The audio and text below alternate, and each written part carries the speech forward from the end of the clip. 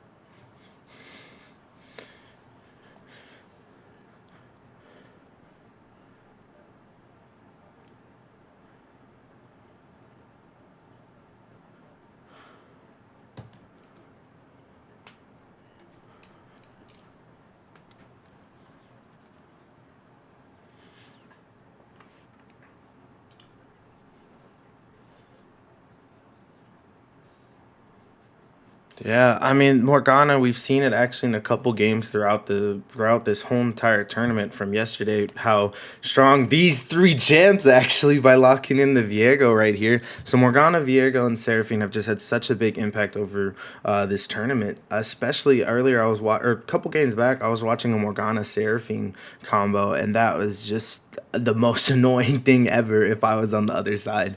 But a Morgana Caitlyn bot lane coming in for ISUJV is a very strong in there by having the spell shield to get away from Caitlyn, and Caitlyn's range will just help you out poke. But Seraphine can also go mid or can go bot, so we're gonna kind of see that way. Especially also Volibear can go top or jungle, just like Morgana's been going jungle. So who knows really what lanes these are coming into, but I'm excited to see how it goes.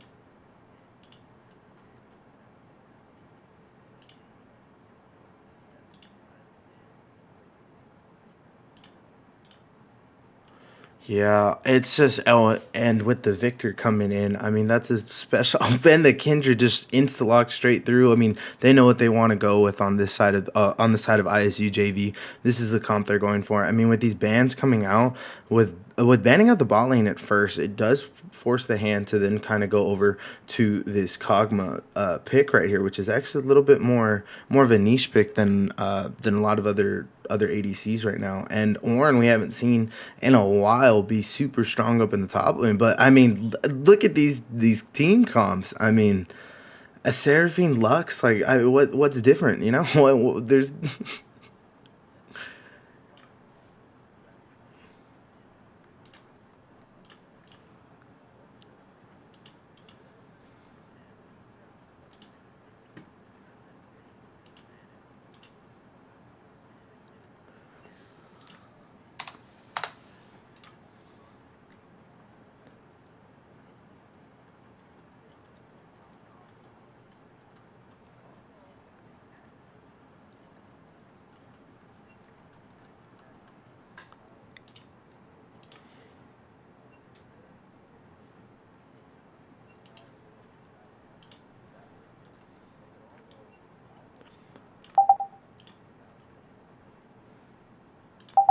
ISU JV here as well, though they have the front line in between Volibear, and then they have this weird, trio of or this trident attack comp with like this Victor, Kindred, and Caitlyn. So it's gonna be interesting to see if they can pull this one off. Kindred, very very good champion at clearing it through her camps, can get some early ganks off as well.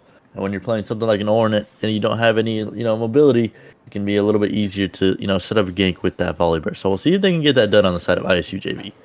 Yeah, but if on the side of my little Pogchamp, with how it's going to be, I mean, obviously Oran's going to be the big front liner right here for their team, but I think they're just going to try and zone it out with Seraphine and Lux and Kog'Maw. Like, all you really need is Ornn to kind of just take some of these big hits that'll come flying from, like, maybe a Morgana bind or just Kindred jumping in there, or Volleyball just Volibear just coming in like a volleyball and spiking the mess out of someone with this ult. So on that side of it, it's very different with the Viergo too. Because once people start jumping, I mean, Viergo has his stun that he can just pop off and start these fights that way. So, and both a volatile carry champ. So, I'm excited to see how it kind of goes in a team fight, or just how they kind of position as a team. Because maybe they'll start moving them around. Maybe Lux will roam mid a lot more to try and take care of this.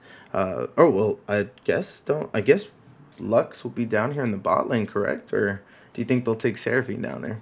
I mean, that's the thing, right? We still don't really know where these guys are gonna go. Same thing with the other side. Volibear could, I guess, Volibear's kind of forcing the top lane at this point, but uh, yeah, this Lux and Seraphine, they're the two flex picks over here on the side of MLP. X-Craze and Pipla, both people who have played these two champions before. So I wouldn't be surprised to see some, shenanigan rotations coming out once we do finally get into the actual draft. But for now, I'm honestly thinking it's going to be a Lux mid lane. Lux can do a pretty good job against the Victor to just, sustain up. Yeah, kind of equalize the wave, not get pushed in that hard. Or E, once you have some levels into it, can do a pretty good job at clearing the back wave and then just, one-shotting the casters. And then with like another couple more autos, you can kill off the melee minions as well. So Lux does a pretty good job into some of these more control mages and, some more aggressive picks as well, because she can just, equalize the lane, not let herself, get completely blasted in that laning phase. So, coming to the scaling side of this, Brandon, I gotta ask, who do you give it to? Because I think both these guys have drafted a team composition where if they go late, they're gonna be doing a ton of damage. Yeah, I mean, the thing is though, I mean, obviously off rip, we can just look at the Ornn, and through the Ornn, that's already going to be like, it's you're already set for late game. Like, you're gonna get 3 extra items on there. It's at least 1,000 extra gold to your side of the team, and that'll be passively coming on there. So like, just for it to go through passively for you to sit there, is that they have kind of this relief, or this little like blanket or this safety pillow, to where even if things are kind of going bad, if they can kind of group together or play off a bit and let ISU JV kind of roam around and do their thing, then they can come back a little bit stronger in the late game due to these item buffs. So, I mean, I'm just gonna go with the orange side. I'm just gonna go with my little Pogchamp on this one, just because orange is a solid pick. Because if they do get ahead, my little Pogchamp already, and then do that, that's already gonna be going. It's just gonna keep going. Like, it's just gonna keep going up and up the mountain. So we'll see how it goes. Yeah, we'll see how.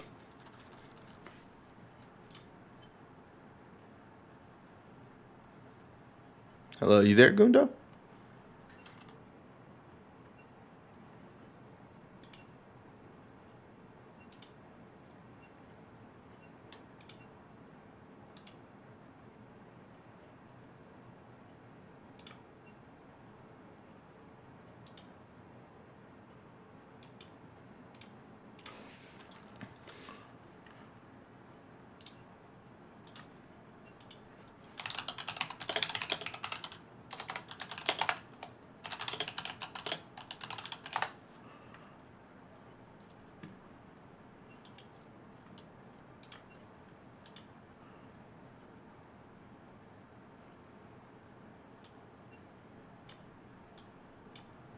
Well, guys, right now we're running into some technical difficulties right now, um, on a lot of sides. So I don't know if you can hear Gundo right now, or if you can hear just me. So we are going to try and fix this real quick. So if you guys could just hold off for us 1 minute, I'm going to leave these champs up here, but we'll be right back.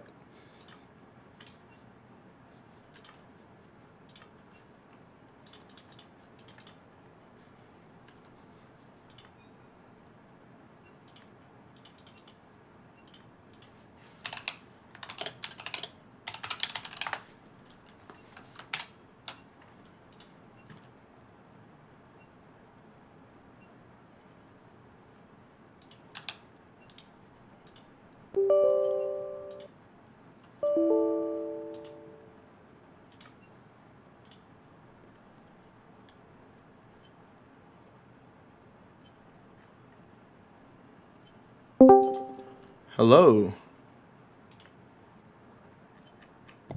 You're back.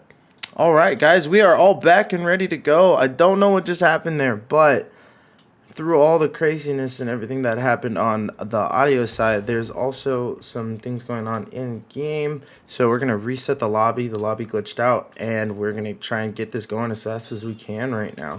So just jumping in, but it should be a very exciting game still, just the least. I mean, we had some of that happen, but both of these comps, I think, can kind of just run away with it.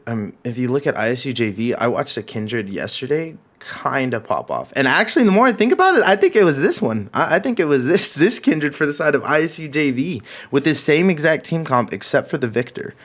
But it was, so we'll see how if they can translate it to this game and keep it going. Yeah, if they can really keep up the pressure with that Kindred, right? You have a rated advantage into the Viego. If he does get on top of you, though, it can be a problem. So it's going to be up to the side of ISU JV to kind of just keep themselves away and let themselves get influenced in that jungle. Because if you can scale on Viego, it's just as bad as scaling on a Kindred, right? He does a ton of damage in the late game, has so much pressure, can steal somebody else's life, of course, with his ultimates, and then you can have a Volibear running at you in 1 second. So it's going to be interesting to see what 2004 Luxus GX470 can do on that.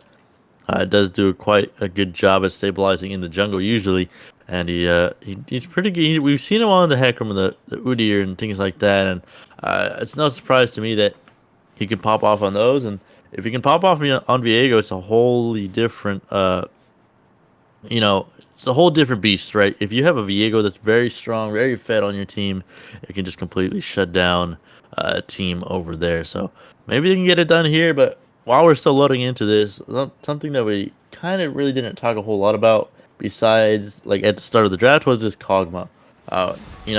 There's a whole lot of different picks in the AD carry role. We're kind of in this meta where it's AD carry centric. You kind of have to get your AD carry ahead, play through that bot lane, and Kog'Maw has not been one of those champs we've seen a whole lot. Yeah, but it's also one of those picks that you see there like, okay, if it's a random, like a pick like that, you said, not outside the normal meta that's been right now, it's either like, oh, this guy has been playing this guy forever, or hasn't been playing at all and has just kind of just been going with it and playing the niche pick. Because it is such a niche pick to play Kog'Maw. There's not many people that are like, oh yeah, I'm a Kog'Maw main, you know? There's still people out there, I'm not discriminating against them, but it's right now in the meta, it's not the happiest time, especially with so many assassins that just get to roam around the map. And then how versatile top lane's been this whole entire time for them just to show up in the bot lane randomly. So it can get out of hand. A lot of thing about League can get out of hand though, so that's why we watch it, because you just see snowballs and trains and just people just popping off. And I'm telling you, actually, this is a little different. This isn't the Kindred I saw yesterday, but we got now it's going to be Hankster in the top lane. We're going to have General VC in the top lane. We're going to have Kindred with Riddy in the jungle. We're going to have Sudden Carnivore with Victor in the mid lane. And then Seraphine is actually going to go mid. So we find out that it's not going to be a support. It's going mid for sure. And man, both of these jungles though. You want to tell me like kind of how Kindred and Viego, like they're both pretty squishy. Yeah, both these guys not the tankiest members, not what we've really been seeing in the current meta, how it's been developing. Hecarim and Udyr did get kind of hit, mainly Hecarim in the last couple patches, so maybe this is a rotation. Teams are going to start going for these more aggressive skirmisher type junglers, but Something I want to point out real quick before we get into that jungle point is X-Craze on Seraphine, man. I have a clip on the regular Get Wrecked channel where he lands a 5-man Seraphine ultimate. This man has been on fire on this champion. He pops off on it all the time, and it's just one of those picks where it's disgusting if you can manage to get it off to the races. You can just super buff your teams, give everybody those buffs, Ardent Sensors, Staff of Flowing Water, even the Chemtech Putrefier, you can give everybody that mortal or grievous wounds, buff for your team, and then apply that to every single member of the enemy team that's getting hit. So, X-Ray is no stranger on this Seraphine. Not surprised to see him there. Piplup also would have played it, I believe, but Lux is just fine for him down there as well. So, not surprised to see those guys opting in for these enchanters here when you do have one of these hyper carry AD carries in that Kog'Maw. The only problem I see here is that Volibear dunking on that bot lane when he does get a chance to get out of the lane, but with Lux, you can provide that shield. Seraphine can, stun him up, CC him up, not let him really get off and around. And Ornn can be a huge disruptor when you do have this big backline behind you. You can just be the sole frontliner, tank everything for you, start off a fight, and really it's going to be up to the side of ISU JV to not really even let Ornn, start off some of these fights. Let them get into these positions, into these chokes around the objectives where they're going to be comfortable, right? MLP have to have these early setups around the objectives, because if Caitlyn and Morgana have that early setup around them and ISU JV are able to get to that objective first, it can be so hard to just walk into those two champions. You got bindings flying out. You got the trap wall with Caitlyn. You have the gravity field there with Victor. Just a whole lot you can set up on the team for ISU JV around some of these objectives, around these chokes. So it's going to be really up to MLP to, have that first move onto the objective, have that pressure around it beforehand, because if they're the second ones to the play, I can see it going very, very badly with a Kog'Maw walking into them. Yeah, and in the chat, they were X-Craze over here was saying it is AP Seraphine, not with the Moonstone. So he's going straight. He's going straight damage this time around. So we might see the 5-man ult, but this time it might kill them. It might kill them all. So we'll see how it goes with the AP scaling on that side, because with the Lux, with the Seraphine, they're able to give this mixed damage out, especially if the Lux and Kog'Maw kind of start popping off in the bot lane, because Lux pretty much, it's the same thing as Morgana. I mean, they're supports, but they're doing major AP damage off at least their Qs.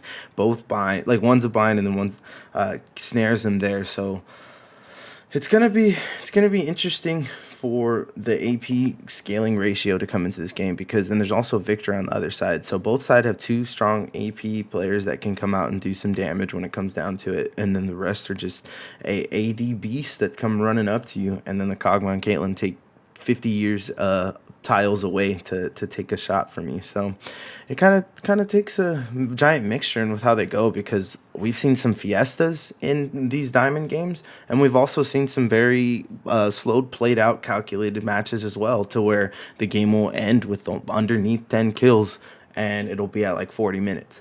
So I'm hoping we get a fiesta just so we can watch a crazy game and excitement left and right with the push and the pulls taking the crowd. But we'll see right now, since we're finally about to get into this game, 15 seconds into it, and we're going to be into the game finally.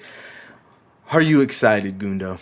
Yeah, I'm ready, Brandon. I've been waiting for this. I woke up a little late, but, I'm back into it. I got the energy up. Still don't have my coffee, so I'll get that for the next game, but I'm ready for these games. I've been wanting to watch them all season long. This is the most hype moment of the season, the playoffs. Now we're going to get to see it here with ISU JV against my little Pogchamp. Yeah, and with both of them, it's my favorite part coming up, actually, which is right now that I'm going to transition, is the skin game, because skins win games. That's just how it goes. No ifs, ands, or buts. The science proven, okay? Yeah, man. And you got the elements as Lux. Those hitboxes on the Q, a little bit questionable, so maybe that'll be what decides the game. I'm just kidding there. Hey, it's the one that breaks the game, literally. So I'm excited to see the Elemental Lux go out, because I don't really see many actually walk around with it, since it is a more nicer of a skin. Hey, Brad, you talk about game breaking. You got Viego on one side, so that's to say one thing, but we'll see what ends up happening here. Hey, that's why these champs are picked, dude. I mean, the Morgana, the Viego, and Seraphine, if they're not banned out, they've been picked up first round on this because of just how strong they cater to the game. Yeah, and here we go. No shenanigans here, but as we always do, Brandon, I think we should do a quick introduction of the two teams and their sides. So I'll start it off with the blue side.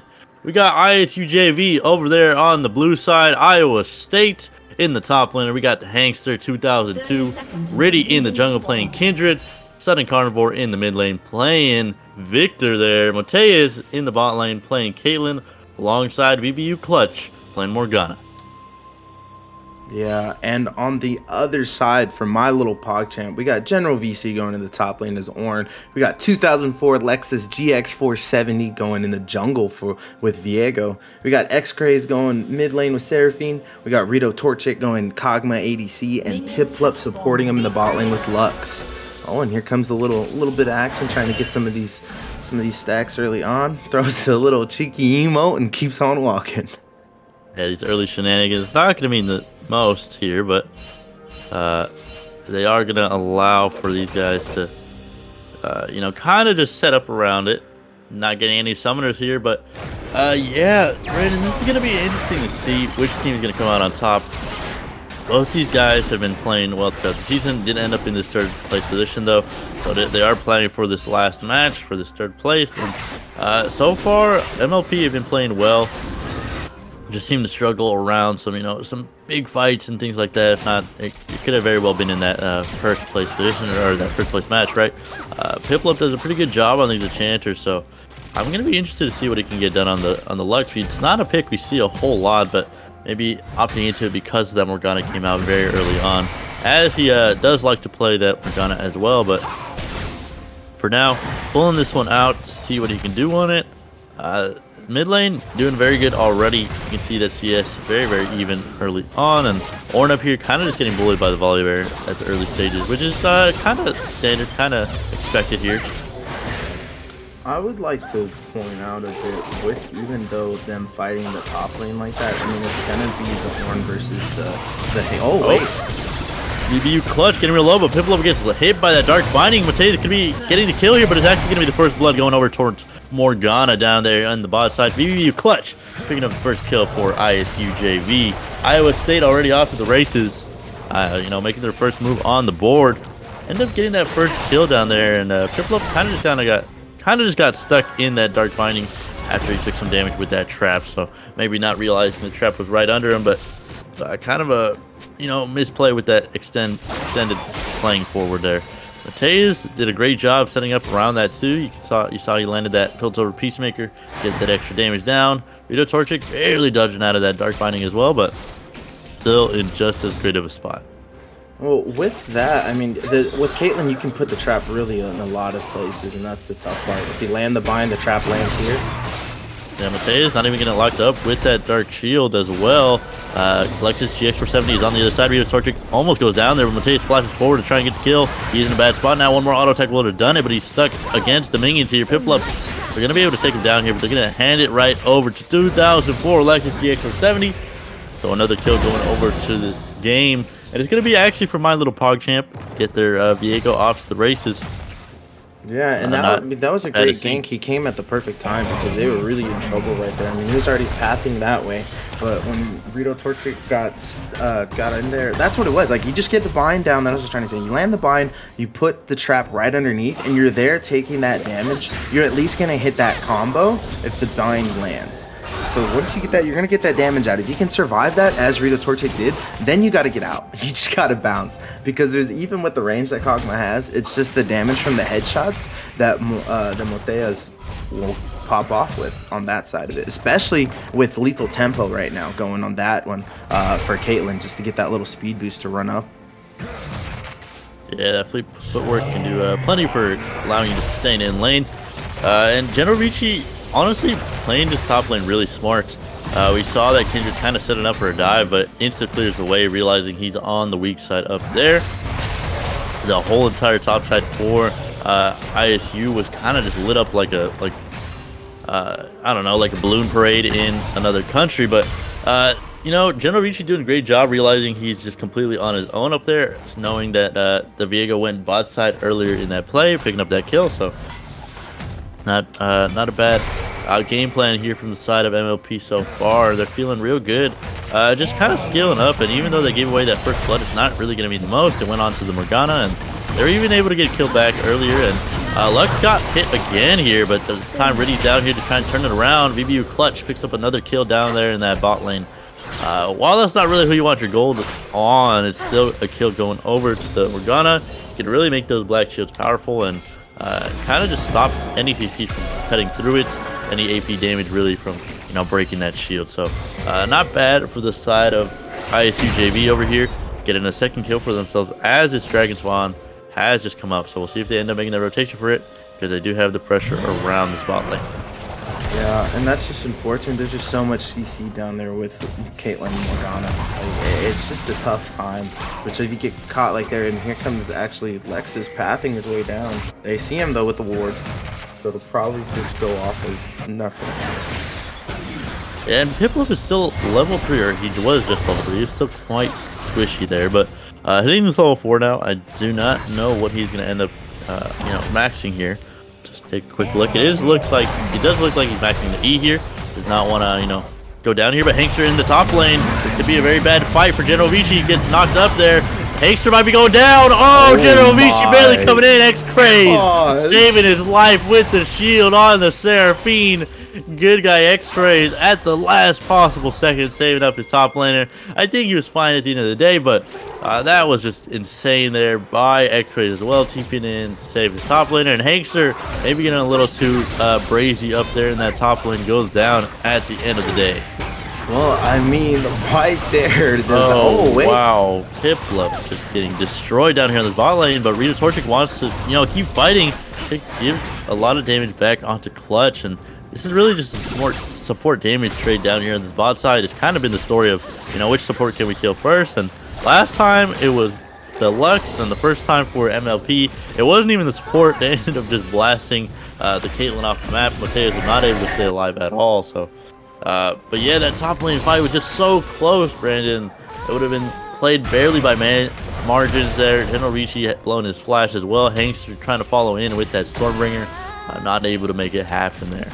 Well, off of that, I mean, you said X-Rays, he just came in there for caution to pick up the kill afterwards, because no matter what, Hankster was still under tower and wasn't going to take a lot of damage, so he knew that he had to come up there and be like, okay, cool, like, even if General VC goes down, I'm going to get a kill, I'm going to go back to my lane with another kill, and then kind of go that route with it. Unfortunately, he wasn't able to get it, but I don't know if he got a assist off that, because he has one assist now. I forgot if he had one earlier, but out there in the top lane, I mean, Hankster's just mauling right now. Like, that is just unfortunate for you to go under there. And then the horn, like, you think he's just going to forget the horn and keep walking. And then General VC's like, psych, I'm going back in. I'm knocking him up. Knocks him up with the horn. He's still flying, taking tower shots. The shields come flying. That's what it is. The shield came flying in from yeah, Riddy down here on the boss side. You got to hold that thought real quick. Kog'Maw gets locked up by the Dark Binding, and Riddy finds a kill over there. Monte's actually the one to pick it up there. Piplup could be in a bad spot here, but here on the other side is Lexus on the back side trying to save his support, but it's not going to be the most just yet. Riddy is taking a lot of damage here from the Viego. He finds the ultimate, but it's just going to be enough to keep him alive.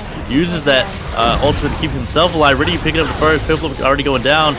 2004 Lexus GX470 is going to be the second one to go down in this fight, so that's two taken off the side of MLP. Here is Seraphine though, and she made it just in time to, you know, stop any more action from going down there. But crucially, the bot lane from the side of ISU JV stay alive, and they get 2 more kills onto this Caitlyn. So if that Caitlyn wasn't scary before, she is very, very scary after those 2 kills. Yeah, it's going to be tough, but I mean, for Lexus even to get that kill off there and then keep it going was kind of nuts with him.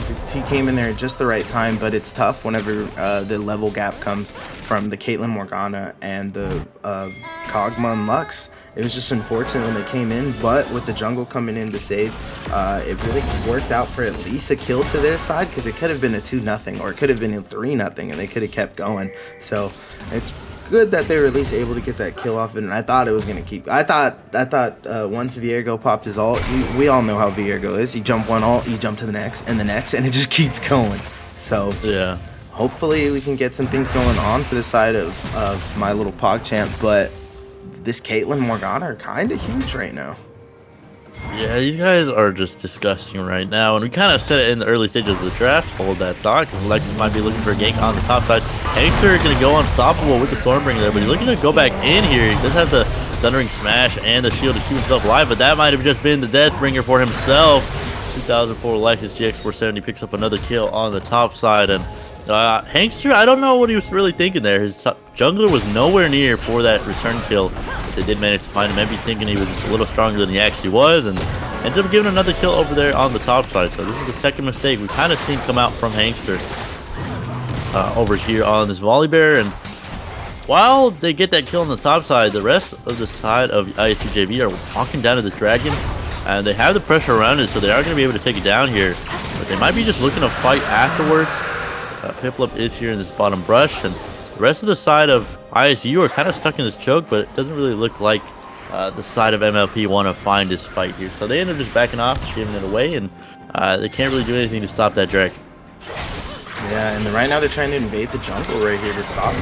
Oh, Lexus gets absolutely destroyed, gets blasted into tiny little pieces. Fortune might be going down as well here. Sunny Carnivore flashes in with the E, follow up, brings him down, turns him around. That Death Rage being the killer at the end of the day.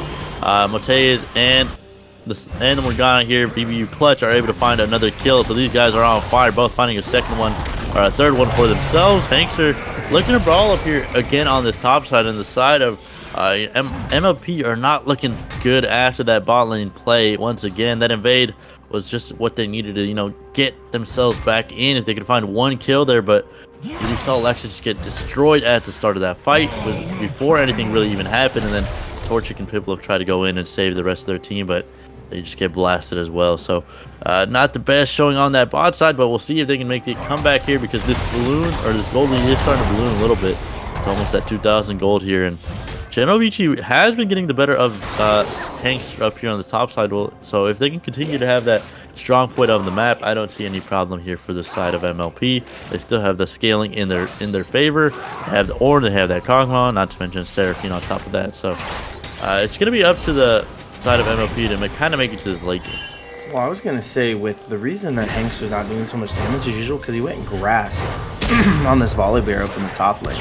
With him going grass in top lane, he's not going to have as much damage, but he's going to get a lot beefier later on in the game by just going out and picking these up. So for Ornn, he wins these trades because of that damage and not going like press the attack or going something else to scale off of Volibear's passive. So it's just really kind of deciding that Genovici has the level advantage. So the CS is kind of tied, but they're going to just try and work it out to where he can just keep on getting tankier and tankier. Moteas is going in. He does not care. Gale forcing straight in. Rito Torchic might be going down. That is going to be the end of the end.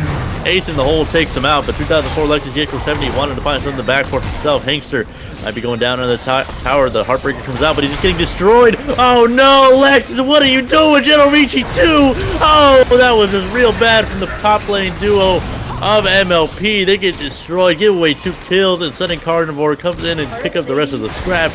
Piplup now just getting auto down. Moteas just destroying them, not even giving them a chance to be in this lane, and the side of MLP are going to be scratching their heads after that one. Yeah, I mean, it's just unfortunate they tried to go it. If he would have landed the ult, it probably would have killed, and just the bot lane is just so oppressive right now that X-Rays is actually going to come down and try and see if he can do something. Yeah, X-Ray's going to be looking here, but he doesn't really have a whole lot. The Encore comes out, but it whiffs onto both members, and he's just going to give one more back onto the side of ISU JV. That's another one. We're just feeding him over. Rito Torchic here trying to get aggressive here. Piplup might be going down, but Rito Torchic stays alive. The Ignite comes out from BBU Clutch to take him out. It's another kill going over to the Morgana. So a little bit of desperation plays coming out around the map for MLP, trying to just get something back, but it's kind of just turning back around in their faces. 4,000 gold now is the lead for for ISU JV. Not to mention, while all that was happening on the bot lane, that Rift Shield was picked up there by Riddy. So now they have that to break open the map even more. While the plates have gone down, they can still take down one of these towers.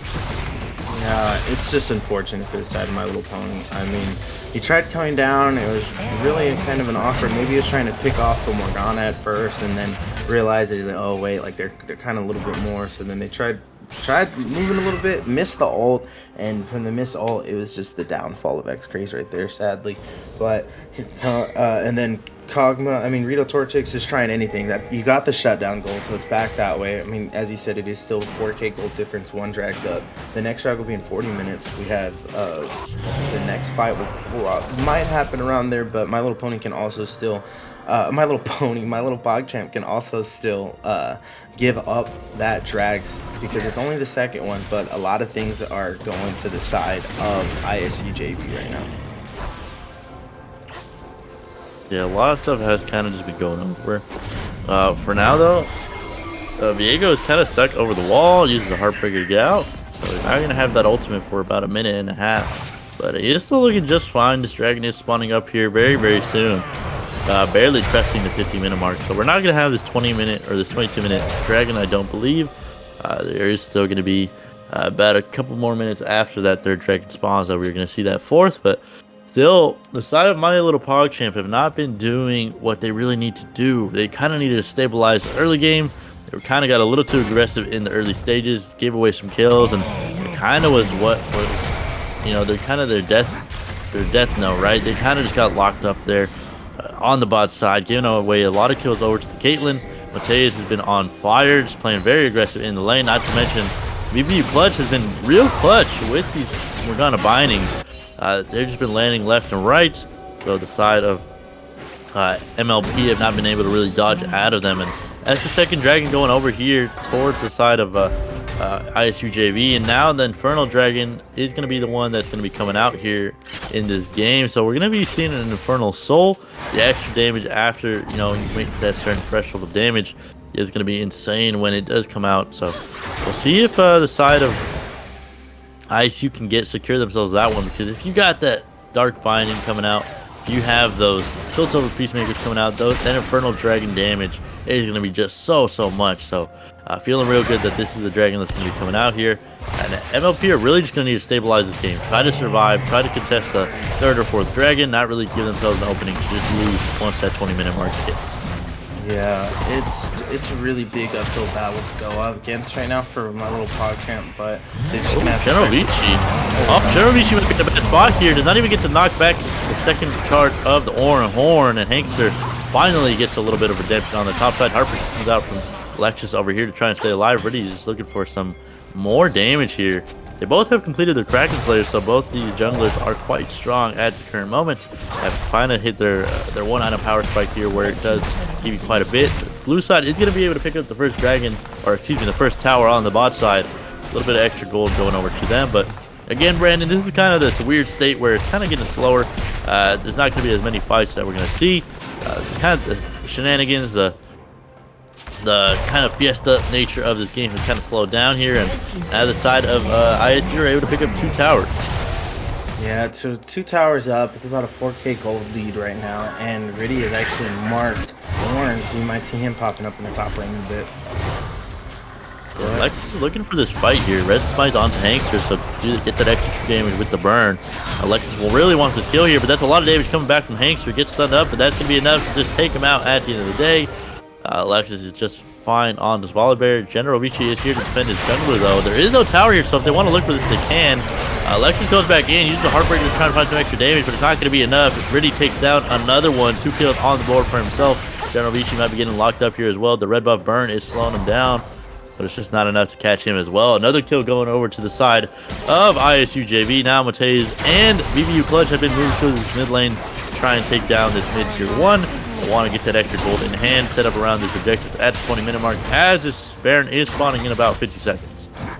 Yeah, 6K gold lead now, 2 drags up. The next one's coming down. Tower down mid. They're just moving around the map very well by putting a lot more resources into some lanes, and it's been pushing it and it's been making the difference, because 3 towers are down right now. So 3 towers down, they get a little bit more room to run around, and then also My Little Pogchamp doesn't have as much room to go, and they also have to check a lot of different bushes now. Even if you start warding up your jungle, there's still so many bushes that you can't really get everything. So if the side of ISU JV does start invading into their side of the jungle a little bit more as they were doing on the top side, then they could be a little bit. Then 2004 Lexus could be in a little bit more trouble when he goes to try and clear some of these camps around if he's not paying attention to who could be around. Yeah, if he's not in the right spot and not the right place, he could definitely just get blasted. We saw it just there. Tries to go back in on the volley bear, but he's not tanky at all. This gets destroyed against that Kindred and Victor over there. Sudden Carnivore has been a real silent player in this game. We haven't really been talking about him a whole lot, but he's been doing a great job at just keeping X-Praise pushed in, not letting him roam around the map as he usually likes to do. And Victor, one of these powerhouses in the current meta, he is opting in for this more kind of early spiking build, kind of opting in here for the Luden's Echo instead of something like the Everfrost or something else like that. No tier picked up for himself either, so he's not opting in for that Archangel's staff to try and get some extra scaling in his back pocket to get that extra mana and extra damage at the later stages. He did opt in here for the extra damage early on with the Ludens, but now Hankster is going in, just pushing him down, thundering smash, force out the flash from Piplup, and now Mateus and BBU Clutch are able to just poke on the backside of that. X-Praise trying to do his best to try and keep that bot lane pushed in, but as this third dragon is spawning up, there's going to be really no chance here for the side of MLP to contest. Yeah, but what I kind of want to focus right there, that volley went in, but they were really just trying to pick up one kill because Mateus had his ult, so he was just trying to pick up the Lux. If he would have landed the stun and gone that way, then it would have. Yeah, but as the fight is breaking out, the Orn comes out. Not much else is going out. That's the first kill already going out over there to the side of MLP. Really could be going down as well. The Lancer Spike keeps him alive barely, but Piplup is able to find that kill on the backside. This one could be turning around for the side of MLP here. Ornhorn coming out early to set up that fight. Started off. Mateus now trying to go in, using the Gale Force to try and find the kill, but here is Lexus trying to find the kill. One back onto Mateus. He is able to find it. He's going to turn it to Caitlyn right here. Turn it back around, use the Piltover Peacemaker to try and find some extra damage, but on the backside, X-Praise is here trying to make his team stay alive. Here for the moment is Sudden Carnivore, though. He has a lot of damage. This Victor wants to be the one that 1v9s X-Praise. Now could be in a bad spot as well. A lot of damage going down already. That's going to be the death right, taking him out. Double kill there for Sudden Carnivore. And we were just talking about this guy being a silent player, but this guy just absolutely popped off in that last fight. Now Rito Torchic, the last member standing for MLP on this bot side, can't really do much to get away. Thundering Smash is going to come out here from Hanks to pick up his last kill. Rito Torchic is just going to get destroyed by that big bear. But starting Carnivore, 4-0-3, 210 CS. This man is on fire on this Victor. Yeah, now it's about a 6K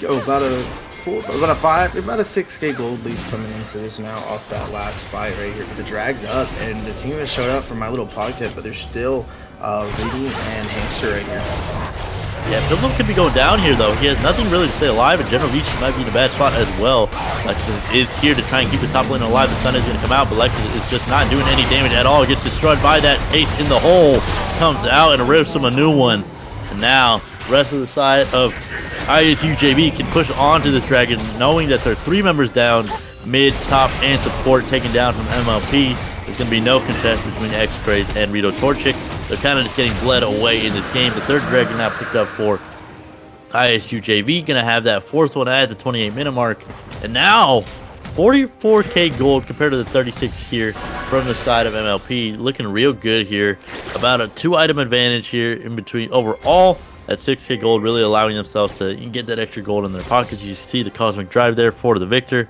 That Storm rig, the little sword there, the lance shit.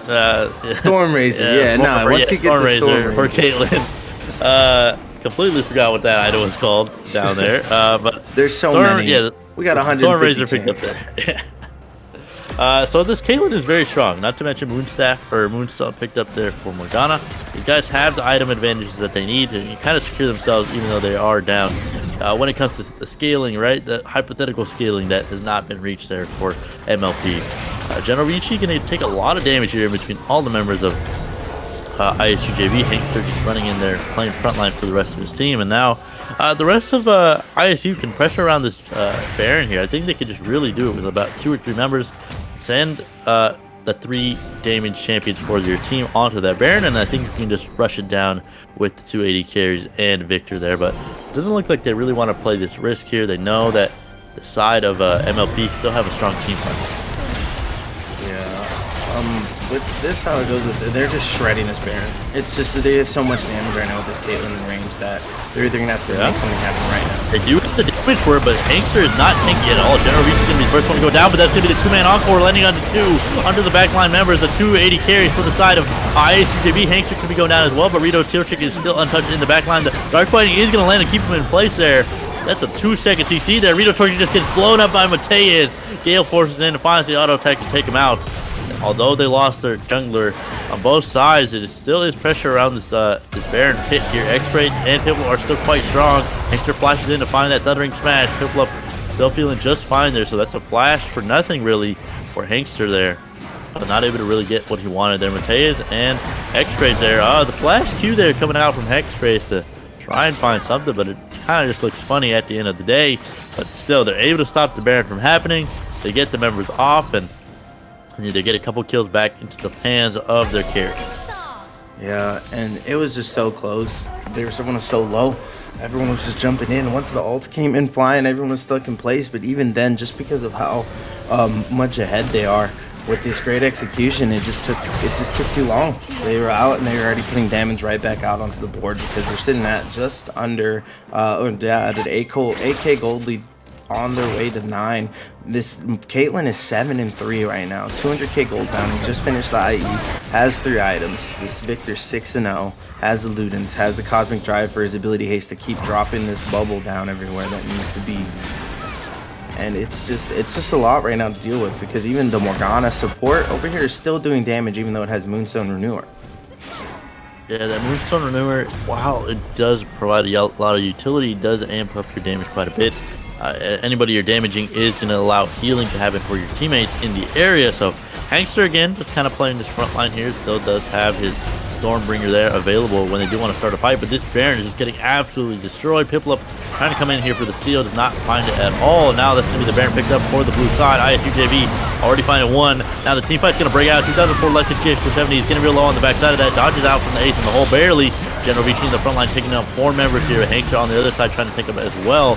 There's not much else going to be happening here. The Encore does come out and find 2, but it's not going to be anything. There is nobody to do the damage. Sudden Carnivore barely coming out alive at the end of the day, but everybody on the side that's going to be wearing purple for the side of ISUJV, they're feeling real good after that. Not much else is going to happen here besides this mid-tier 2 getting pushed in here. Do have the 280 carries ready to take it down. And the side of ISUJV are looking real good after that last play here. They got the Baron, they got the towers down. Mateus is just trying to do his best to chase out Lexus over here on the other side of that. Riddy might be looking to find the kill here, though. Autos are going to come out. The stun comes out as well. Riddy able to find the thing, but the Heartbreaker does not come out in time. Lexus getting his heart broken right there against Kindred. Not what he was looking for in that little engagement. Yeah, I mean, if the ult goes off, just a little bit more health on the side of Lexus, and it would have just continued on and would have had a huge shutdown back over to his. Well, it's got a 300 gold, but this Victor is still has not died this game. I mean, he has a Lichbane, he has a Cosmic Drive, and a Lunar Echo, to where he's just doing major damage on all his abilities right now. So it's really hard to kind of build against it as being the tank on the team for Generation because it's both damage from AD and AP, so you have to just start trying to build and be okay. But this dragon is melting.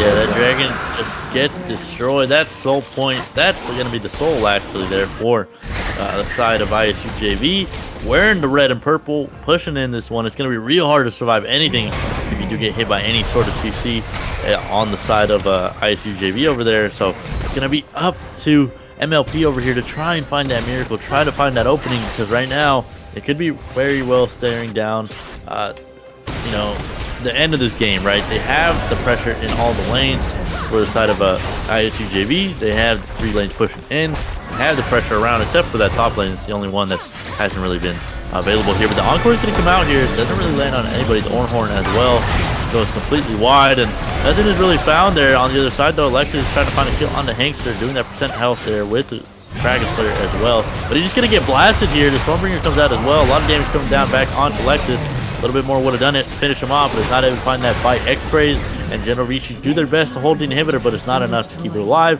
The 4-man squad from the side of ISUJV able to pick up that inhibitor. That's going to be the first one on the board for themselves. I'm going to use that pressure to move up to the top lane and try to do the same up there on that side. Yeah, I mean, they defended it off for a bit. They were able to pick up a kill right there, and the side of ISU JV was like, all right, I guess we don't feel comfortable going in with the 4v5. They're not trying to throw it, but look at this little bush strat right here, Genovici might be trouble. Yeah, they could be going to just take him out, but Generici just searing charges away, stays alive. Yeah, but a combo from both of them just took down half health of the Ornn tank pretty much right now. So that's just a whole nother thing right here. Just how much damage is coming out from the side of ISU JV, and he was sit there forever. He was stuck there forever. Like, you know how long we were just sitting there watching him waiting to see if he was gonna move out or not. Like, that's so many seconds in this game. Like, it doesn't seem like much when you're reading the ability, but these seconds matter. It takes a while. Yeah, it does take quite a bit of time to try and, get these everybody in place, right? The side of MLP are the ones that have the onus on the net onto them to try and make something happen. The rest of ISU, though, playing real comfortably at the current stage, have been able to find themselves enough to get things done here at this 30-minute mark. Barely cresting it now, almost at 31 minutes here, but this gold lead has not really grown that much since the last couple fights that they won. Hankster just playing, clearing out some wards here on the top side. Still doing pretty good for himself on that volley bear. Very, very tanky though.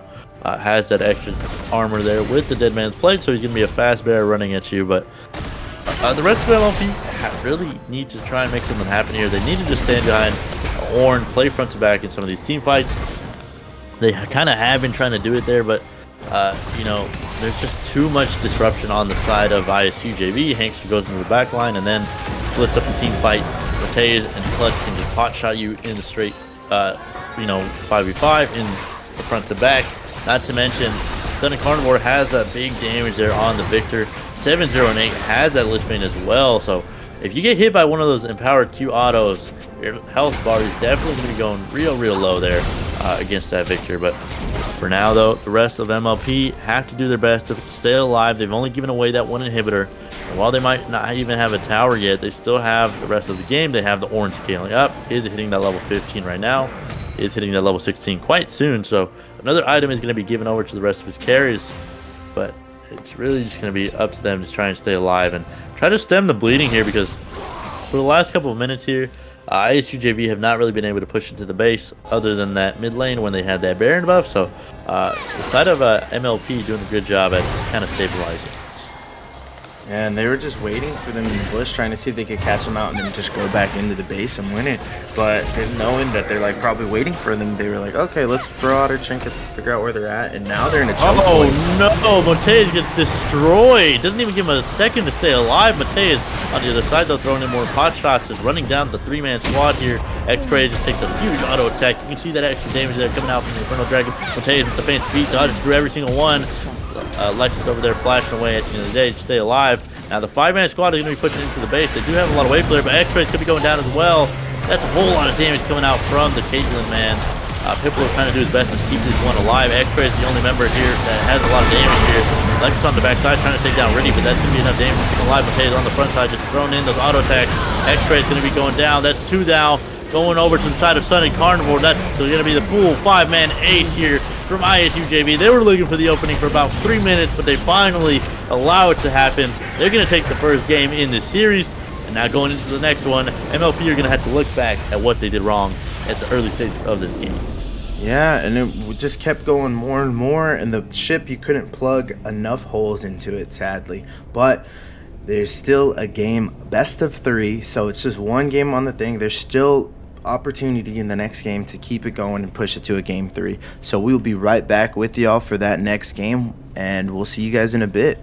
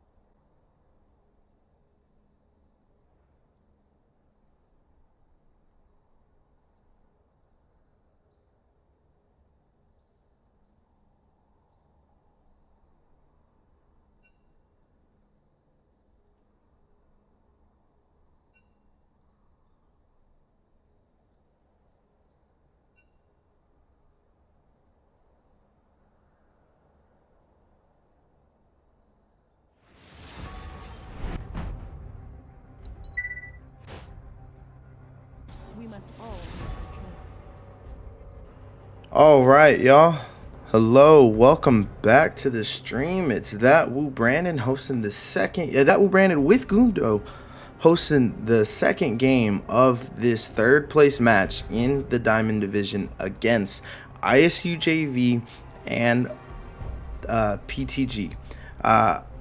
I'm excited for this game. I mean, we got the draft going around. We have the two bands coming out first with the Karma and Jinx going out strong, and then the Pantheon following. A little bit different of bands this time around from the side of my little Pogchamp. So we're going to see if they're going to kind of change it up this time to do more of a comp maybe that's more engagement-centric, or maybe a little bit more pick potential, or just something a little bit different to change it up a bit compared to the last match, because they got to come out with some heat if they want to push this to game 3. Yeah, if they want to send one into the third game, they really got to come out on top. MLP down in that first game was not able to really get what they wanted there. And you can see here the rotations in the bans. Now the red side having to ban out all of the enchanter and the 280 carries, as they do not want the side of ISUJV getting into that one. But looks like we might have another remake here coming out at the top.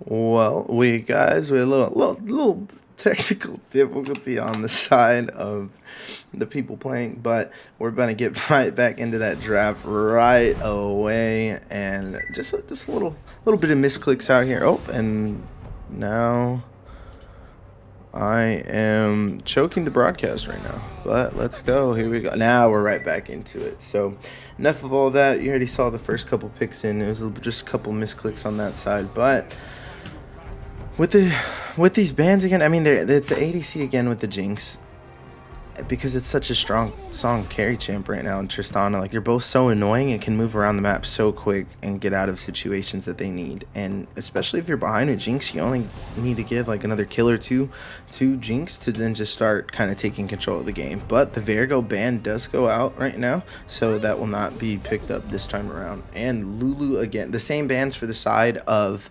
ISU JV.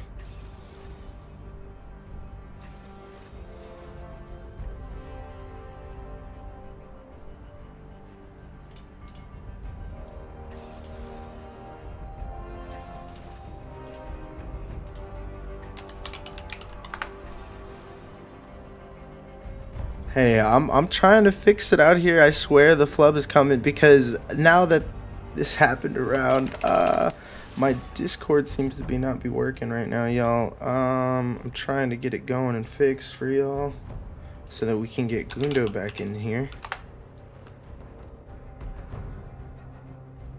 So I go. I shall lead.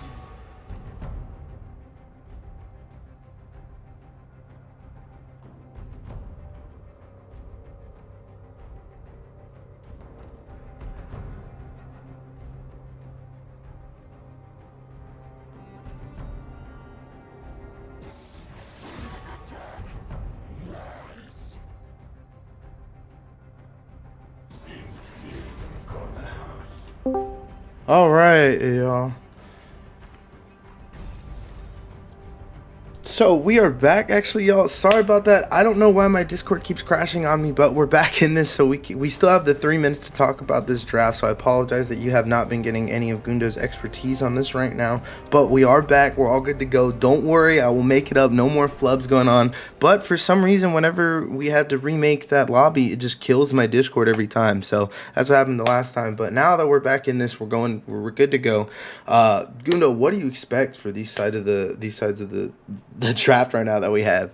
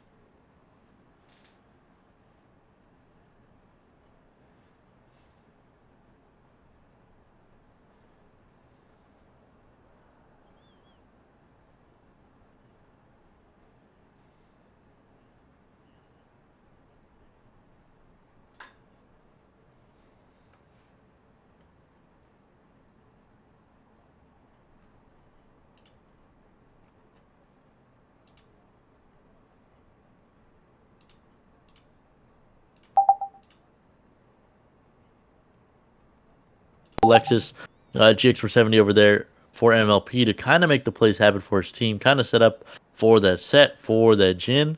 Not to mention, Yone can have some pressure onto Ornn if you do get some help from that Morgana. So it's going to be up to Lexus over there to try and make the plays happen early on, try to get his team some early gold, and kind of just set up for the later game and for the later stages once it does come around. Yeah, and all right, guys, no more technical difficulties ever coming out of this stream. Once they remake it, blows everything up on my computer. So now it's worked out, everything's going well for that. But with the Morgana going over to this side, as you were saying, but also it's going in the jungle. I mean, Morgana's clears have been disgusting right now. Honestly, faster than Udyr with the buffs or with the nerfs that have hit him.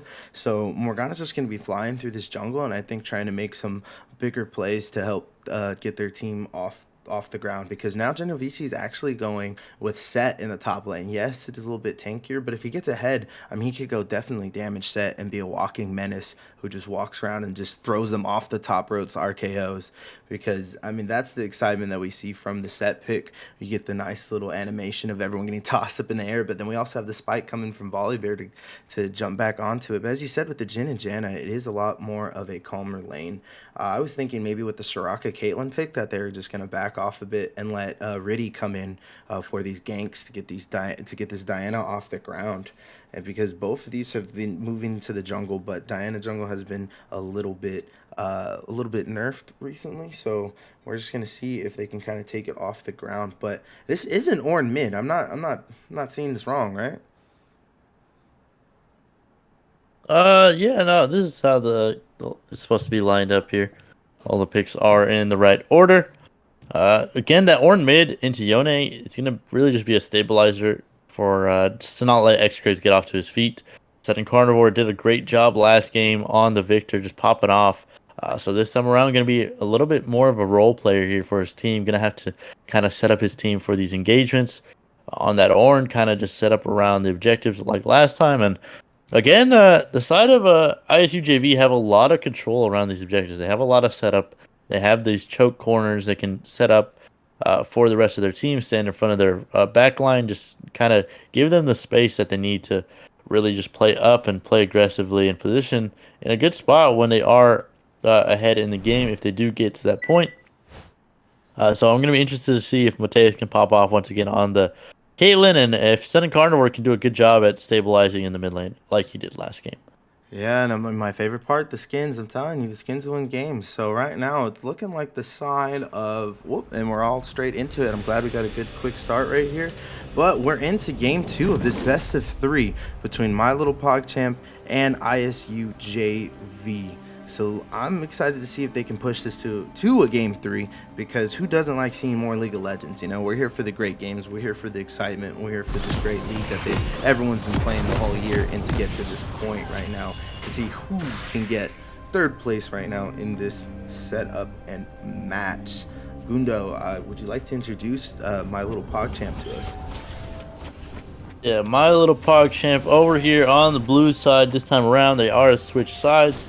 It is going to be Genovese once again in the top lane playing Set, Lexus in the jungle playing Morgana, XIV playing Yone, Burrito Torchic, and Piplup down there in the bot lane playing Jhin plus Janet.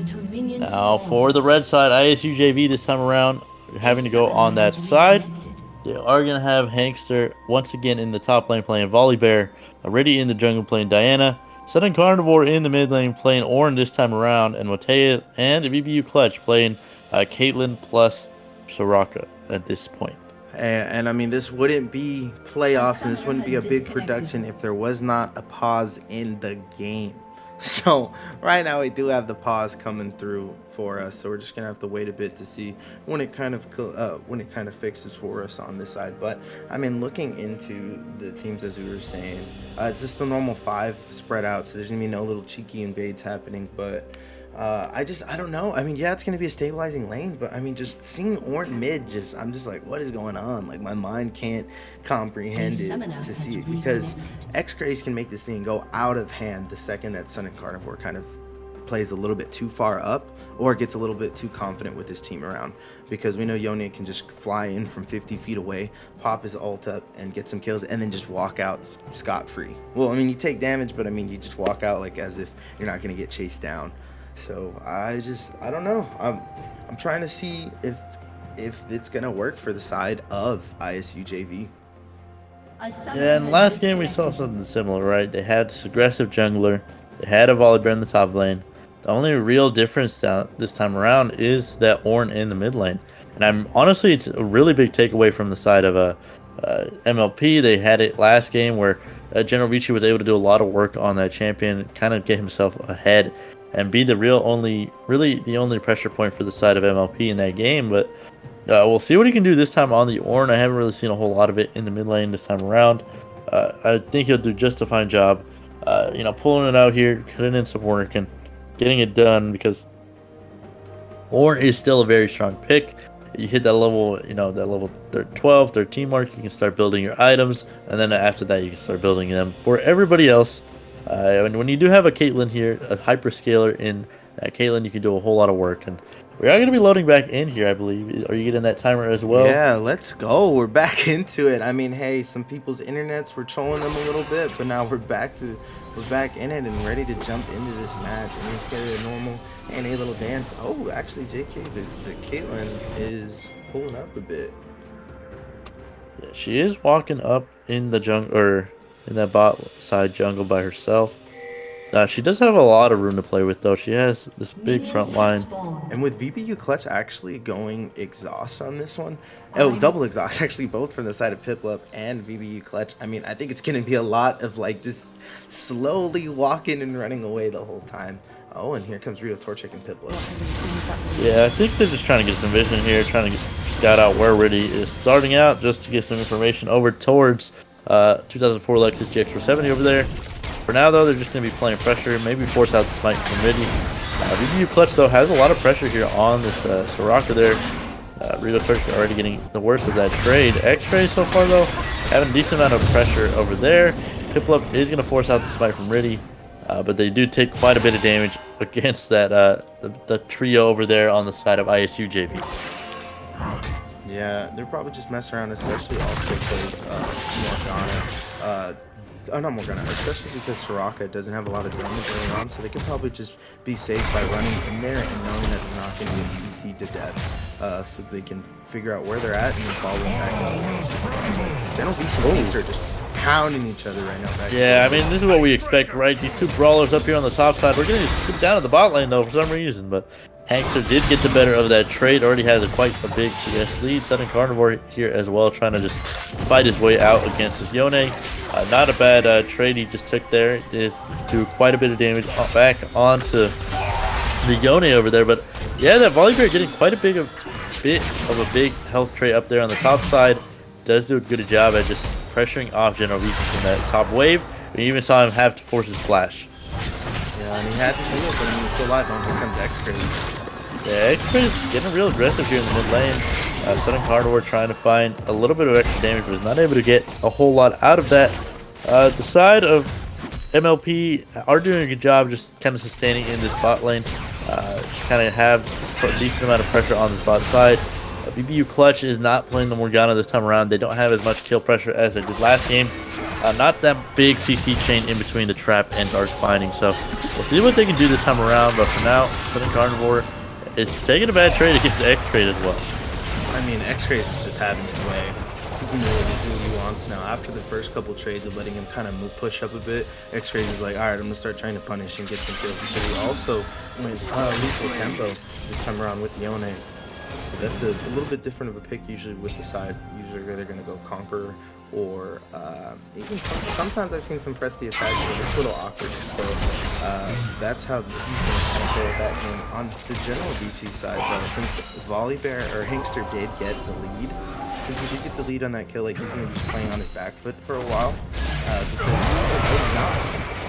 Yeah, he doesn't really have to play that far back because he does have the Conqueror. That damage is starting to stack up. General Vici could be finding it here. Hankster might be going down, but he just walks away at the end of the day.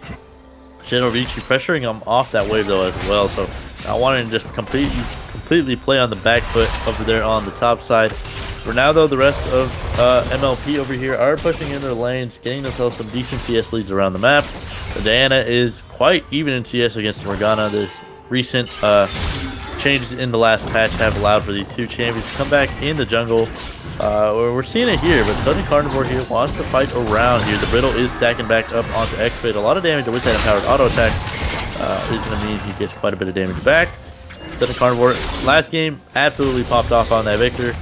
This time around, it's a little bit of a different pace here on the Orange. So if he can get off to the feet and off to running, definitely do some work on that pick. Pipple up here is getting quite low, though. Doing a decent job at pressuring out BBU Clutch on the other side. But again, it's just a very even map state for both of these two teams. Lexus over here, try to look for a gank here, but isn't going to find it. Does have that red ward ready to go. Southern Carnivore here just taking a decent trade back. Well, as long as you dodge the knockup from Orn, that's where a lot of his damage will come from that. Because he knocks you up and continues the basic attack you straight up. So if you can dodge it a bit from X-Rays, you're not going to take as much damage. But he does spot out right here for the game. And with him going back to the top lanes and blast, all of a sudden, yeah, Southern Carnivore is taking quite a good trade in the mid lane. Riddy is going to get set up, but X-Ray just walking it out, not letting himself get in that kill position here. He's going to have to give away priority on the wave, but Riddy could just do a wraparound again and force him to blow his flash or something. But here is X-Ray, has flash. Level 6 just was hit, but we're not going to be able to see that just that much. It's going to be just the flash for nothing else. They do try to look for the engagement there, but X-Ray is going to be just fine in that mid lane. With Yon, I mean, he feels so much off of the button when he comes in and he gives off the damage. You just think he's about to go down, and next thing you know, he's back up. And that's what I was trying to make a point with Hamster. With him going volleyball on that just bite, he gains so much health back from that. So I was saying, generally, he's got to be a little bit careful with him thinking that, oh, okay, he's about to go down. Next thing you know, lands the bite off of it, gets the heal, and he could end up on the gray screen. Yeah, X-Rays has been doing a good job playing around his Soul Unbound there, really dodging out of some of the CC there. Not only is he doing that to get that extra damage when he does go for a trade, he's doing it just to dodge out from the damage of Southern Carnivore. He's going to dash in a little bit too early here. X-Rays going back in with face shield, now has the second charge of Mortal Steel. The Horn is going to come out here. They are trying to find the engagement here, but that is already the first blood taken over. Southern Carnivore finds the first blood onto him. Genovici going to get dunked on the top side as well. Lexus over here could be in a bad spot. The Dark Binding is going to get rooted up, and Riddy is going to get locked down. Piplup is trying to find a kill on the back side of that, but it's going to be Lexus picking up that one over to there. So it's a 2-for-1 overall. Then Genovici gets solo killed on the top side, while the rest of ISU JV find 2 kills in the mid lane. Yeah, I mean, up in the top lane, Hamster instantly went Bramble. So off that, every time Genovici is doing damage, he's just going to be taking damage back and not going to be able to heal as much from the Conqueror off of that. But it looks like they're just going for the drag here, trying to burn it down. Just sneaking underneath them as quick as they can. But on that last fight, they were able to coordinate it to where they have got out of it. So, I mean, there goes drag right now. Yeah, that curtain call isn't going to do the most besides help him out and get some extra damage onto Mateus, but Piplup is pressuring here with Vajana. He's going to go in. The Deadly Flourish does not land, but Piplup is still trying to get aggressive here. The Piltover Peacemaker is going to do quite a bit of damage. Ace in the hole coming out as well. Reload Torch is just going to block for support. Good guy over there, not even using the seal. Knows he's going to block for his support anyway. But here we go. It is back in an even game state. The gold here is quite and dead even. Haymaker comes out from Genovici, but he is taking quite a bad trade on the top side once again. Hankster is doing quite a good job at pressuring out this set, and Genovici is really going to have to try his best to try to stay alive on this top side, because Hankster just been getting the better of these trades over and over again. Yeah, I mean, with that, as you saw, he has a team up there in the top lane, so he's just going to get it empowered every time. Keep munching and but X-Rays similar low. You're be a little careful with Southern Carnivore's trades on that. But with 2004 Lexus GX right here, tied at 61-52 on CS between the junglers, and I'm surprised that Riddy has been able to catch back up because he's hung so much around mid lane for does his very good and he was able to go back. But him hanging around mid lane as much, I thought he was going to hold off a little bit lower on the Yeah, Genovici here though coming in here. The Space Breaker is going to come out and block up Hankster. The Haymaker comes out as well to try and find some extra damage, but that's going to be the end of that top stage gank. Southern Carnivore here is taking quite a good trade against X-Ray, almost solo killing him. Here comes the Horn. He's going to be able to look for X-Ray, barely staying alive here. just gonna get away. Flashes that Nico emote, just show himself that he is still alive. Hankster might be going down here. The Haymaker comes out as well to try and get some extra damage, but General Ricci is not able to do that much. So Hankster is gonna get away, feeling just fine here. And General Ricci trying to pull him back with that showstopper there. Not able to do much on this set so far. He has just been getting pushed in. But 7 CS down, not the biggest lead, but Hankster still does have a couple of ways to clear it up here. Mateus has been able to get better of this bot lane so far. Those 2 plates being picked up for the Caitlyn. We kind of shadowed this at the early stages of the draft. That, again, Mateus has been doing a good job in this series so far. And he's been able to do a lot of work when it came to the early game with the Caitlyn. So no surprise to me that he's gotten 2 of those plates already. Mateus is going to get locked up here by the Deadly Flourish here. Piplup taking a bad trade on the backside of that, though. Clutch still did have the ultimate. Ace in the hole is just going to go down for some extra damage.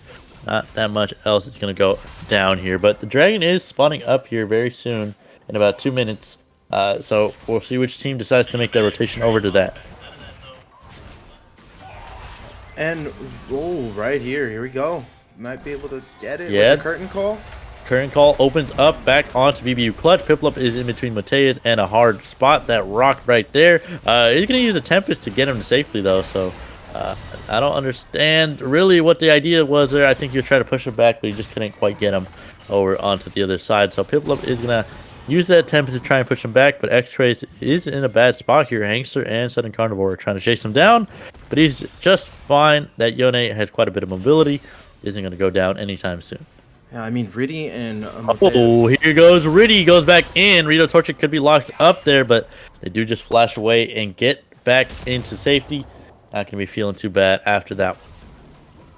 Yeah, and I mean, right there, I was going to say that they played it very well from the side of ISU JV for them to be able to get out of there and force all those resources to be used.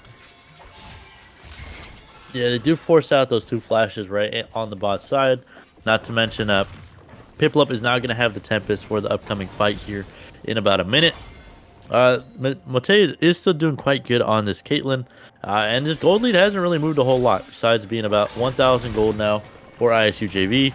There isn't that huge of a lead this time around, so it's kind of in a much more even game state than it was last time around. And Southern Carnivore looking for the engagement here. The plate shield is going to come out. X-Ray's trying to do his best. He does go back with that Soul Unbound. Barely stays alive at the end. VBU Clutch coming in to heal up his Ornn there. The big goat just standing in front of his 2 squishier members. Piplup here with Lexus trying to just clear out some wards. Now they're going to be setting up around this dragon, which is spawning up in about 15 seconds. Yes, and if we actually go to like a CS check right now, I mean, the bot lane's pretty tied up just right next to each other. Mid lane, I mean, there's still a little bit of a gap, but with the extra help that's been coming around to the mid lane, it has not been affecting them as much. To where also if you go to the jungle though, Diana has pulled out in front right now of the lead for some CS. It's just a little bit more clears, but they are gathering around here, and it does seem like my little Pogchamp is kind of trying to come over here, but the dragon will probably go down before he gets there because they're just burning. The MLP not in the right position. They just don't have lanes pushed up like they'd want to even contest that. Piplup could get locked up here. Thundering Smash to lock him up in place. The Tempest comes out, trying to do his best to keep him alive, but or excuse me, that's the Monsoon, not the Tempest. The Monsoon to try and do his best to keep him alive. And he's going to be just fine, though. It's not going to be the biggest. Okay, sorry about that. No, my game was locked up a bit. And here comes the dance from Hankster, the ultimate DM right now. Yeah, it is going to lock him up. Thundering Smash to come down. Lexus GX470 on the backside, though, could be going down as well. General Vici and X-Rays here have TP'd behind, though. Trying to look for this fight here. It is just going to be an even game state, though, to go back into it. X-Rays, though, looking for the fight. Just stops them back. So now they're going to be able to back off. Not much else is going to go down here. Yeah. Oh, and here he comes back in, actually. Oh, no. I think I'm actually a little bit behind now on the game, I believe so, Gundo. Because my thing froze up for a little bit on me. You want to do a quick reset? Just pause it, and then I'll catch up, or I can go back, catch up to you. Here. We should be good. We should be good. Go ahead. But right now, how if you want to look at the top side, I mean, with Hankster actually went Divine Sunderer right now, and on the side of General VC went Stridebreaker, so he's still going for the damage build right now for the side set. But for the Hankster too as well, going for this damage. I mean, the great setup for that dive also from following up with the giant freaking fist of everything of thunder coming down from the volley bear, and then they also had Riddy come over the wall. They just did not know because vision, and came over the wall, ulted, 2 ults on top of it. I mean, Rito can't get out of that. It's just a tough time. Yeah, it is just kind of hard to even really do anything here. Mateus has been doing quite a good job on this Caitlyn. You can see already Gale Force picked up for himself. Pretty strong point in this game already.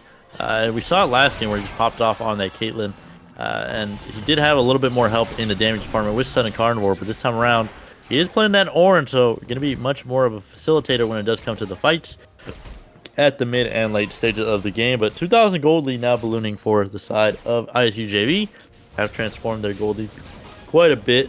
No items really completed besides that Stridebreaker for that set as you were talking about earlier, but the rest of the team are going to need to pick up their items very soon. Yeah, and random thought, the second you said facilitator for Ornn in this, I thought of just Ornn being a point guard.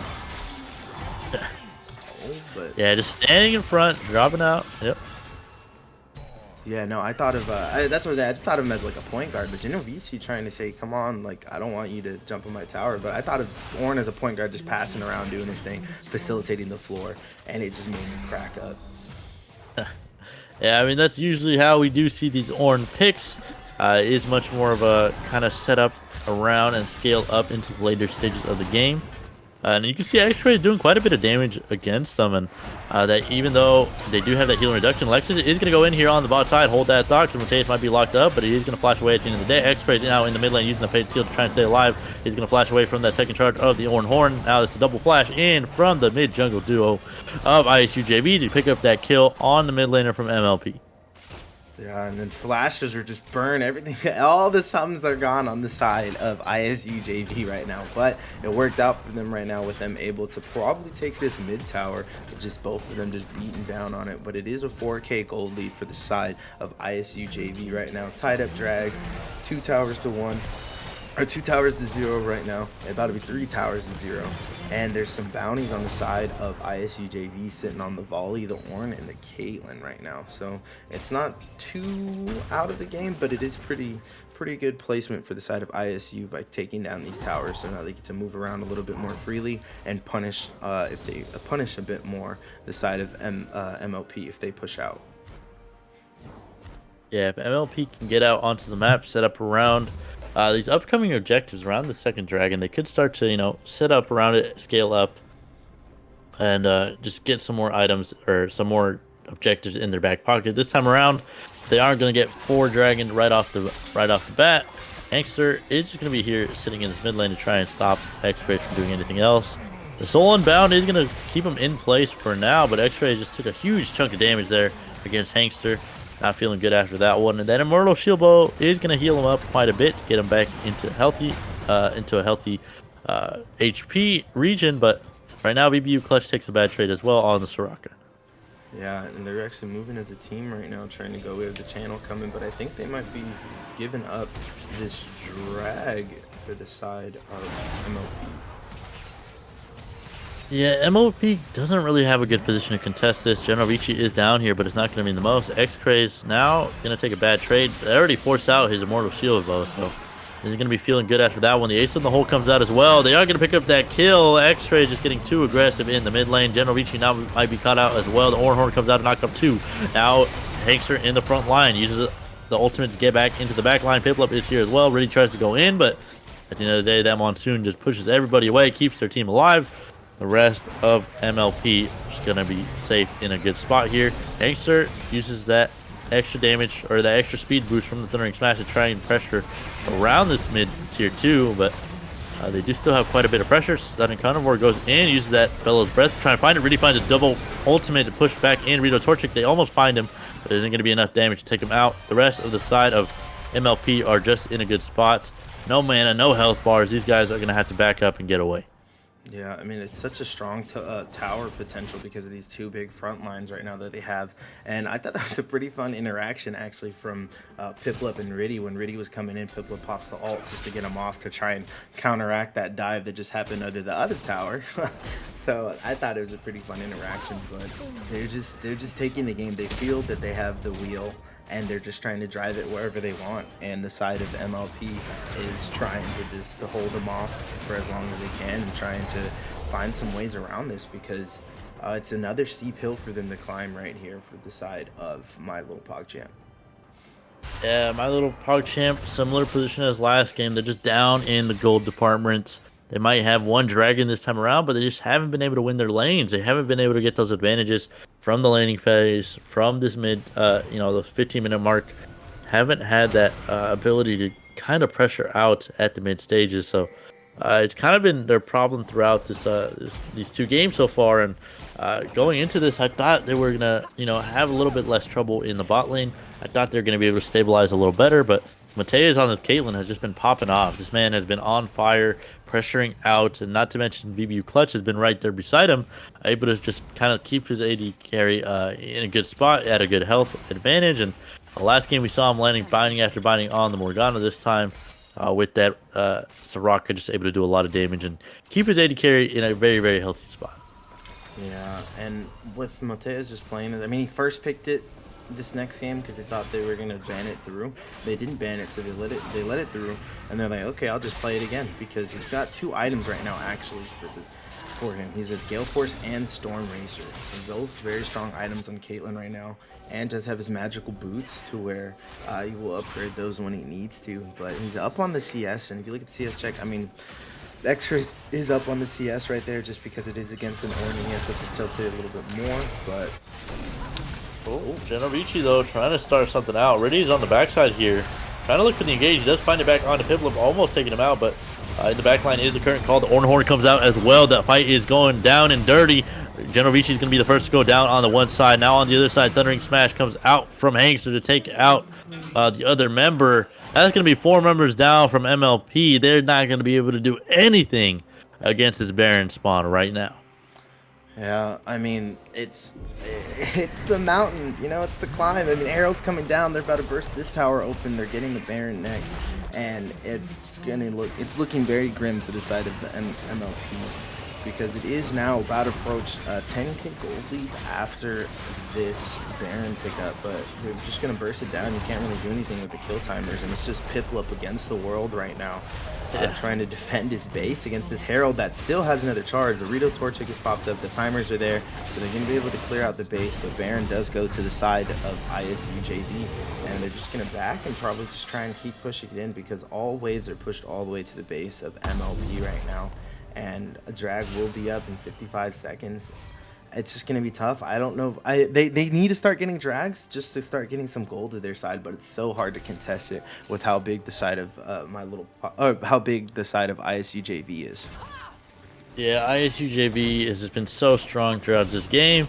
While they didn't have the biggest gold lead at the first 10 minutes, at the first 15, they've just been ballooning it. They've been making plays around the map, pressuring around these objectives, and it all comes back to controlling these chokes, controlling the areas of the map that they need to. VBU Clutch almost goes down there, but he's still just going to be just fine.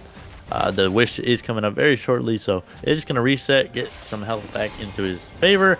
X-Trace, though, in a very bad spot here, pushed up way farther than he should be. The face shield is just going to whiff onto everybody. He's going to get locked up here, probably going to go down as well, and he gets blown up. Rito Torchic on the other side, though, getting dunked on by Hangster. Genovici might pull him over, but the unstoppable there coming out from Piplup is not going to be able to do anything. Monsoon comes out, but it's going to be barely enough to keep him alive. Lex just blocks from and keep their support alive, but that's still the 2 carries down from the side of MLP. Yeah, and with them knowing that it's down, they're just going to be pushing this base with that Baron buff. They know that they have the control right now. They have the level difference. They have the leverage, so they're just trying to push the water down there and just keep it going and going and going for the side of ISU JV. I mean, Hangster's just attacking every tower he sees right now. Yeah, Hangster's been playing frontline for his team so well in these last 2 series. The second pick of the Volley Bear.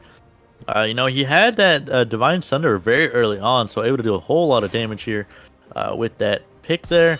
Not to mention, you get very tanky once that Sterix Gauge shield does proc there.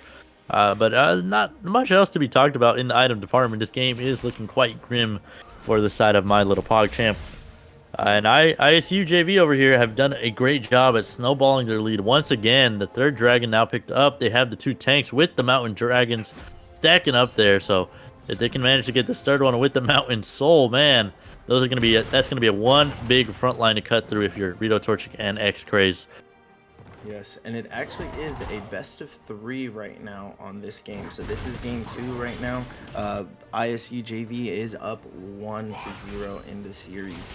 And what I wanted to say with the item was that Warren now actually started building his items for his team. So that's one thing that goes down. So if you didn't think the mountain was already high enough, it still got even bigger. Like you saw the tip of the iceberg and then you're like, whoa, here's the rest of the iceberg. Yeah, and I think this was the game plan from MLP last game. They were going to try and scale up like this as ISU JV is doing, but they just haven't been able to do anything, and Piplup just gets destroyed there in the mid lane. Matei is still just frontlining the 2 members of ISU JV, not even really giving a crap about Rito Torchic either. That's going to be the triple kill. Can they make it to Penta? That is going to be getting him locked up, but that is going to be the shutdown coming out from GRLCS. He's trying to find some extra damage. The Haymaker comes out, so he finds a double kill back. That could be a little bit gold that they needed, but there is still too much damage on the side of ISU JV to take down. X-Rays can't do anything in that last little fight. There's just too many tanky members on the side of ISU JV. They are too far ahead, and there's just too many gold bounties here. 13,000 gold in the lead, 8 towers to 0, 2 dragons up on them, and there's no real way for them to come back into this game. Yeah, I mean, we're just kind of counting the time right now, sadly. But, I mean, there's a nice little double kill from the side of my little Pogchamp. Piplup slowing down Hankster, just trying to do some damage, just doing as much as Hankster's like, I'm a big dude. But he just saw the Morgana and started running. Oh, he just dunks on the 2 members. They want this fight. They want to make this a beefy boy frontline damage battle. I don't know what else to say. But here goes Piplup. He's very low. X-Ray's trying to do his best to take him down. Thundering Smash back onto him. The Immortal Shield Bow to keep him alive for a little bit longer. But Hankster is doing quite a bit of damage. The Monsoon is trying to heal up his 2 carries. Now, the rest of their team is not here. The Orange gets locked up by the Dark Binding. The Unstoppable comes out with the Bellows Breath. But Shutdown going over again to General Vici. This man is a rich set after that last couple of fights. And now, maybe with that little bit of extra gold, it's going to be enough to take down a couple of members when they do have a 5v5. But for now, General Vici is still in quite a bad spot here to do anything here. He is quite extended here. Matei is trying to do his best to keep himself in a good position. The Haymaker comes out, but he's going to be just fine. He doesn't get locked up, though, so this could be the AD carry going down already. Hankster picking up the first kill. Not able to do anything there. The set is going to be the first one to go down. Excuse me, Matei is still quite alive and well. Piplup on the other side, very low, getting down and dirty. Trying to keep his AD carry, or excuse me, his top laner alive, but he's just going to get blown up at the end of the day. Hankster is here. This bear is just charging at these guys. X-Rays can't do anything to do him against him. Sterix Gauge to keep him alive to do some extra damage, but here goes down the Yone. That's going to be the first one already for the side of MLP.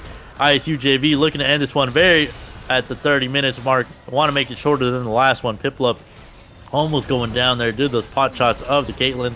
Now Southern Carnivore going to be able to build for his 80 carry there. Picks up that empowered Gale Force here. EBU Clutch still very healthy there on the Soraka, but Montez is just looking for blood. He wants this damage. He finds a 1 already. Genovici going to stay alive. The Haymaker comes out to take him down. Piplup on the other side, though, getting low as well. Can they do anything to stop the bleeding? Can they do anything to save their series?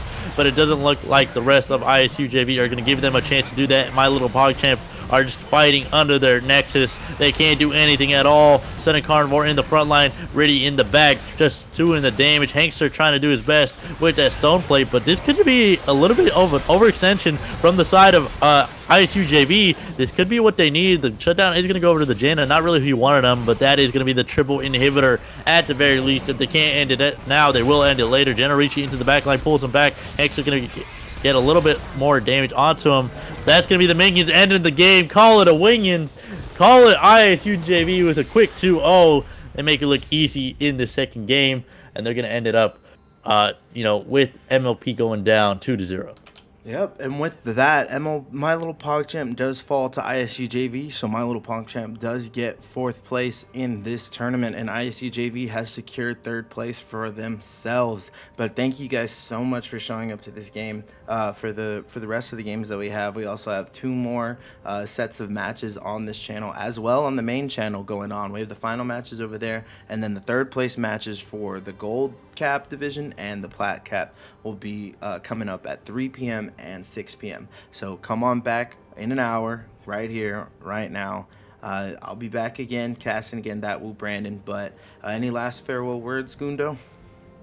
This was my last series of the day, I believe. But it was fun casting the GRLCS this season once again. Always good to see some good, quick snowballs coming out, show some clean play from both of these tides. So, again, I've been Gundo. I've just been excited to be a part of GRLCS once again. It's been fun casting these games with guys like Brandon, Vid, all these guys around in the GRLCS. So, I'll probably see you guys around next season. But for now, enjoy the games on the rest of the day. All right, y'all heard it from Gundo. Yep, we love it around here at GRLCS. So